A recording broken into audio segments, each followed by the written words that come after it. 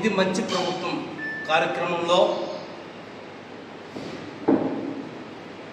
పాల్గొన్న శ్రీ సుఖవాసి బాలసుబ్రహ్మణ్యం గారు, రాష్ట్ర రవాణా శాఖ మంత్రి పైన, అదేవిధంగా గౌరవ జిల్లా కలెక్టర్ గారిపైన, ఎమ్మెల్సీ రామ్ గోపాల్ రెడ్డి గారిపైన, రాజంపేట పార్లమెంటు పార్టీ అధ్యక్షుడు శ్రీ జగన్మోహన్ రాజు గారిపైన అనేక తప్పుడు ఆరోపణలు చేశారు.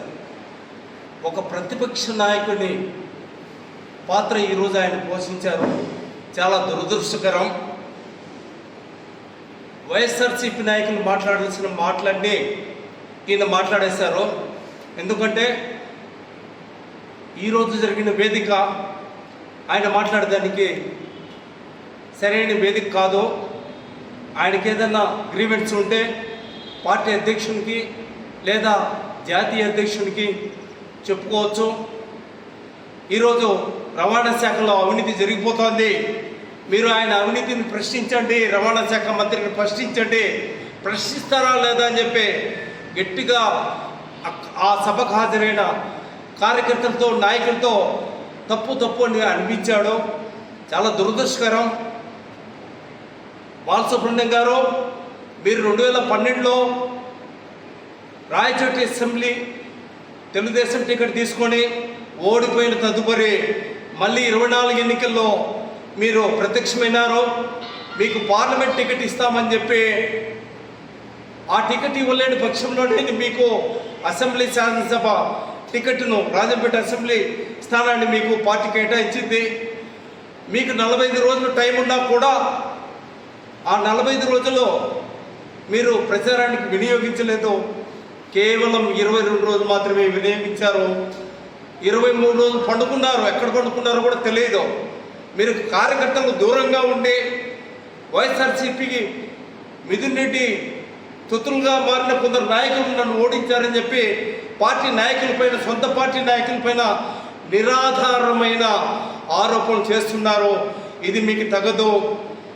మీరు ఓడిపోయిన తర్వాత, ఓడిపోక ముందు మీరేమో మీ చరిత్రేమో ఒక నిమిషం చదివేయగలను. మీరు ఎప్పుడు సభ్యత్వం తీసుకున్నారు, ఎప్పుడు సభ్యత్వం తీసుకోలేదు అనేది వివరాలు కూడా ఇప్పుడు నేను వెల్లడిస్తాను. ఆ వివరాలు కూడా క్లియర్గా మా పార్టీ దీంట్లో ఉన్నది, వెబ్సైట్లో. బాలసుబ్రహ్మణ్యం గారు రవాణా శాఖ మంత్రిగా పనిచేస్తున్న శ్రీ రామ్ గోపాల్ రెడ్డి గారు ఈరోజు, రాంప్రసాద్ రెడ్డి గారు ఈరోజు రాయలసీమలోనే వైఎస్ ప్రభుత్వాన్ని, జగన్మోహన్ రెడ్డిని ధీటుగా విమర్శించే ఏకైక నాయకుడుగా ఈరోజు చంద్రబాబు గారు, అదేవిధంగా లోకేష్ గారి దృష్టిలో పేరు తెచ్చుకున్నాడు. మీరు మీ సొంత నియోజకవర్గంలో మీకున్న పాత వైమస్యాలను దృష్టి పెట్టుకొని ఆయన పైన, ఆయన శాఖ పైన అవినీతి మరక అంటించే ప్రయత్నాలు చేస్తున్నారు. ఇది చాలా దురదృష్టకరం. మీ పద్ధతి మార్చుకోకపోతే ప్రజలే మీకు ఇప్పటికే తగిన విధంగా బుద్ధి చెప్పారు. రాయచోటి ప్రజలు కూడా మీకు తగిన విధంగా బుద్ధి చెప్పడం ఖాయమని చెప్పి తెలియజేస్తున్నాను. ఇకపోతే వైఎస్ ఫ్యామిలీతో ప్రత్యక్షంగా ఢీకొని ఎమ్మెల్సీగా గెలిచిన ఘనత శ్రీ రామ్ గోపాల్ రెడ్డి గారిది. అతను చెప్తే జిల్లా కలెక్టర్ గారు ఈరోజు జరిగిన మీటింగ్కు అధికారులను రానికుండా చేశారని చెప్పి మీరు జిల్లా కలెక్టర్ పైన, అటు ఎమ్మెల్సీ పైన నిందారోపణ చేస్తున్నారు. ఇది కూడా తప్పుడు చర్యే. మీ వ్యవహార శైలి మార్చుకోండి. ఇకపోతే నిన్నటికి మొన్న అన్నా క్యాంటీన్ ప్రారంభోత్సవంలో జిల్లా పార్టీ అధ్యక్షుడుగా, రాజంపేట పార్లమెంటు పార్టీ అధ్యక్షుడుగా ఉన్న శ్రీ జగన్మోహన్ రాజు గారు దొంగల కత్తెర జోబులో పెట్టుకొని వచ్చి ప్రారంభోత్సవం రిబ్బన్ కత్తిరించబోయాడని, దాన్ని నేను అడ్డుకున్నానని చెప్పి మీరు గొప్పలు చెప్పుకుంటున్నారు. మీ గొప్పలంతా ప్రపంచమంతా చూసింది, పార్టీ చూసింది, రాష్ట్ర అధ్యక్షుడు చూశారు, అందరూ చూశారు. మీకు చీవాట్లు వేసిన మీ నైజం మారలేదు. కొందరు తొత్తులుగా ఉన్న వ్యక్తుల మాటలు విని మీరు అసంబద్ధ ప్రేరేపణ ప్రేరుతున్నారు.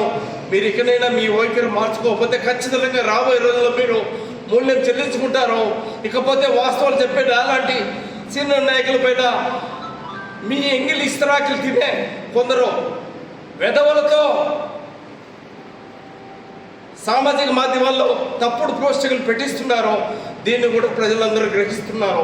మీకు నేను చేసిన ఈ మాటల్లో ఏదైనా అబద్ధం ఉందంటే ఓపెన్ డిబేట్, మీరు కడపలో ప్రెస్ మీట్కి రాండి, లేదా రాజంపేటలో ప్రెస్ మీట్కి రాండి. మీరేం చేశారు? 40 రోజుల్లో మీరు ఎక్కడన్నా ప్రచారం తిరిగారా? ఒంటిమిట్టబడంలో కేవలం 3 గంటలు మాత్రమే తిరిగింది మీరు. మీ ఓడిపోవడానికి మీరే కారణం. కానీ ఏ జగన్మోహన్ రాజు, ఏ మేడా మల్లికార్జునుడు, ఏ పోలీసు పార్టీ కాదనే విషయం మీకు తెలుసు. మీరు అందరిపైన మిథునరెడ్డి కోవట్లేదు ముద్ర వేస్తున్నారు. మీరే ఎవరు కోవట్లేదు నియోజకవర్గ ప్రజలందరికీ తెలుసు. మీ వ్యవహార శైలి మార్చుకోండి. మీ చెప్పు తినే ఎదవలతో తప్పుడు ప్రకటనలు పెట్టించడం వాడుకోండి. మీరు ఎక్కడైనా జనజీవన స్రవంతులు వచ్చి తెలుగుదేశం పార్టీకి పైన, ఆ పార్టీ నాయకుల పైన చేస్తున్న తప్పుడు ప్రచారాన్ని మానుకోవాలని మేము హితవు తెలుపుతున్నాం. ఇకపోతే రాబోయే రోజుల్లో మీరు ఈరోజు చేసిన విధంగానే ప్రవర్తిస్తే పార్టీ మీకు ఇవ్వాల్సిన బహుమతి ఖచ్చితంగా ఇస్తుంది. 5వ తారీఖులో ఆ బహుమతి ఏదో కూడా మీకు తెలియవస్తుంది. ఖచ్చితంగా ఒక మంచి నాయకుడు ఇన్ఛార్జిగా రాబోతున్నాడు, అది ఖాయం. దాన్ని మీరు కాదు కదా, ఎవరు ఆపలేరు. మీరు తెలుసుకోండి. బాలసుబ్రహ్మణ్యం గారు తప్పుడు ఆరోపణలు మానుకోండి.